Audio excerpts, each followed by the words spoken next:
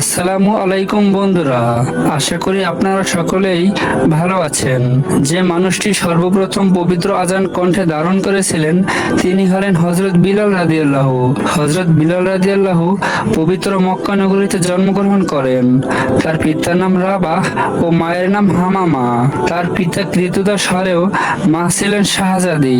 হামামা ছিলেন বাদশাহ আব্রাহার বাতিজি, কিন্তু ভাগ্যের ফেরে হলেন দাসী। হযরত বিলাল রাদিয়াল্লাহু এর গায়ের রং ছিল কালো, দেহের গঠন ছিল লম্বা, মাথা ঘন কালো চুলে তিনি লাল খিজাব ব্যবহার করতেন। হযরত বিলালের মা বাবা মারা যাওয়ার পর মনিব খলফের কৃতদাস হলেন। একদিন তার মনিব খলফ মারা গেলেন। এরপর মনিব হলেন খলফের পুত্র উমাইয়া। একদিন আম্মারের কাছে বিলাল রাদিয়াল্লাহু হযরত মুহাম্মদ সাল্লাল্লাহু আলাইহি সাল্লামের কথা শুনলেন। দুজনেই সিদ্ধান্ত নিলেন ইসলাম ধর্ম গ্রহণ করবেন। বিলাল রাদিয়াল্লাহু এর ইসলাম গ্রহণের খবর চাপা রইল না। একথা শুনে মনিব উমাইয়া প্রচন্ড ক্ষিপ্ত হলেন। বিলালের উপরে অমানসিক নির্যাতন শুরু করলেন। তাকে বলা হলো জন্তুর মতো চার পায়ে হাঁটতে, আদেশ অমান্য করলেই শাস্তি। কখনো কখনো গলায় দড়ি বেঁধে ছেলেদের হাতে তুলে দেন। ছেলেরা তাকে মক্কার রাস্তায় রাস্তায় টেনে হিঁচড়ে নিয়ে যায়। উমাইয়া বিলালকে লোভ দেখান, ইসলামকে ত্যাগ করলেই উঠিয়ে নেবেন শাস্তি, নতুবা শাস্তির মাত্রা আরো বাড়িয়ে দেবেন। কিন্তু বিলাল রাদিয়াল্লাহু তার আদর্শ থেকে বিচ্যুত হয়নি। শাস্তির মাত্রা আরো বেড়ে যায়। বড় বড় পাথরখণ্ড বিলাল রাদিয়াল্লাহু এর বুকে চেপে রেখে দেওয়া হয়। বিলাল রাদিয়াল্লাহু চিৎকার করে আহাত আহাত বলতে থাকেন।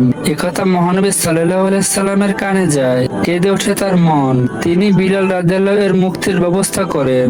পরবর্তীকালে মহানবী সাল্লাল্লাহু আলাইহি সাল্লামের সাহচর্যে এসে তিনি ইসলাম ধর্ম গ্রহণ করেন। যখন হযরত বিলাল রাদিয়াল্লাহু ইসলাম ধর্ম গ্রহণ করেন তখন ইসলাম গ্রহণকারীর সংখ্যা ছিল মাত্র 10-12 জন। প্রায় আক্রমণ চলত তাদের উপরে। তখন নবীজি সাল্লাল্লাহু আলাইহি সাল্লাম আদেশ দিলেন আবিসিনিয়া হিজরতের। কিন্তু প্রাণের নবীকে ছেড়ে বিলাল রাদিয়াল্লাহু কোথাও গেলেন না। এর কিছুদিন পর নবীর আদেশে বাধ্য হয়ে তিনি আবিসিনিয়া হিজরত করেন। এর কিছুদিন পর মহানবী সাল্লাল্লাহু আলাইহি সাল্লাম মদিনা শহরে গেলেন। নামাজ পড়ার জন্য মসজিদ তৈরি হলো, কিন্তু সমস্যা দেখা দিল লোকজনকে একত্রিত করা নিয়ে। কি করা যায় তাই নিয়ে ভাবতে লাগলেন সবাই।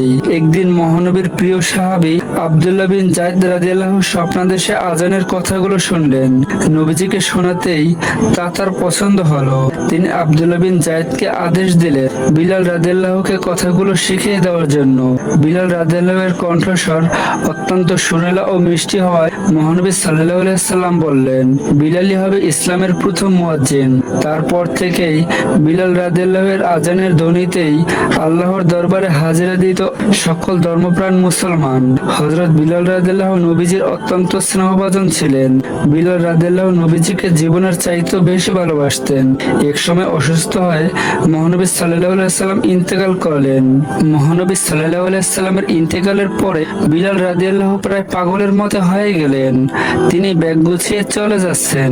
সাহাবীরা তাকে এই বিষয়ে জিজ্ঞাসাবাদ করলে তিনি বলেন যে দেশে মহানবী সাল্লাল্লাহু আলাইহি সাল্লাম নেই আমি সেখানে থাকবো না। এরপর তিনি মদিনা ছেড়ে দামেস্কে চলে যান। কিছুদিন পরে বিলাল রাদিয়াল্লাহু স্বপ্নে দেখলেন মহানবী সাল্লাল্লাহু আলাইহি সাল্লাম তাকে বলছেন হে বিলাল তুমি আমাকে দেখতে আসো না কেন? এই স্বপ্ন দেখে তিনি মহানবী সাল্লাল্লাহু আলাইহি সাল্লামের রওজা মুবারক দেখতে মদিনার উদ্দেশ্যে রওনা হন। বিলাল রাদিয়াল্লাহু এর আগমনের খবরে মদিনাবাসী আনন্দে আত্মহারা হয়ে যায়। বিলাল রাদিয়াল্লাহু হলেন মহানবী সাল্লাল্লাহু আলাইহি সাল্লামের নিযুক্ত মুয়াজ্জিন। মহানবী সাল্লাল্লাহু আলাইহি সাল্লামের ইন্তেকালের পরে বিলাল রাদিয়াল্লাহু আজান দেননি। তার কণ্ঠে আজান শুনতে সাহাবীরা বেকুল হয়ে আছেন। তারা তাকে আজান দিতে বললে তিনি বলেন যে তিনি পারবেন না। জোর করে তাকে বললে তিনি উত্তরে বলেন আমাকে আজান দিতে বলো না, কারণ এটা আমি পারবো না। আমি যখন আজান দেই তখন আল্লাহু আকবার বলার সময় আমি ঠিক থাকি, আশহাদু আল্লা ইলাহা ইল্লাল্লাহ বলার সময়ও ঠিক থাকি, আশহাদু আন্না মুহাম্মাদুর রাসূলুল্লাহ বলার সময় মসজিদের মিম্বারের দিকে তাকিয়ে দেখি যে মহানবী সাল্লাল্লাহু আলাইহি সাল্লাম বসে আছেন। কিন্তু যখন মিম্বারে তাকিয়ে তাকে দেখবো না তখন সহ্য করতে পারবো না।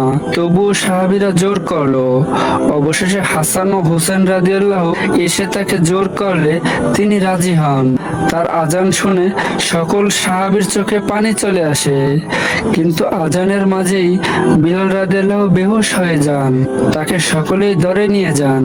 পরে জ্ঞান ফেরার পর তিনি সকলকে বলেন, আমি যখন আজান দিচ্ছিলাম তখন আল্লাহু আকবার বলার সময় আমি ঠিক ছিলাম, আশহাদু আল্লা ইলাহা ইল্লাল্লাহ বলার সময়ও ঠিক ছিলাম, কিন্তু আশহাদু আন্না মুহাম্মাদুর রাসূলুল্লাহ বলার সময় মসজিদের মিম্বারের দিকে তাকিয়ে দেখি যে মহানবী সাল্লাল্লাহু আলাইহি সাল্লাম আজ সেখানে বসে নেই। এই দৃশ্য আমি সহ্য করতে পারলাম না, তাই জ্ঞান হারিয়ে পড়ে গেলাম। এই ছিল তার জীবনের শেষ আজান। এরপর তিনি মদিনা ছেড়ে চলে গেলেন সিরিয়ায়। মহানবী সাল্লাল্লাহু আলাইহি সাল্লাম ছাড়া তার জীবন অসহনীয় হয়ে উঠেছিল। এক সময় চিরবিদায়ের ডাক এলো। দামেস্কের হাওলা নামক স্থানে 641 খ্রিস্টাব্দে তিনি মৃত্যুবরণ করেন। যতদিন এই আজানের ধ্বনি বাজবে ততদিন তিনিও বেঁচে থাকবেন মানুষের অন্তরে।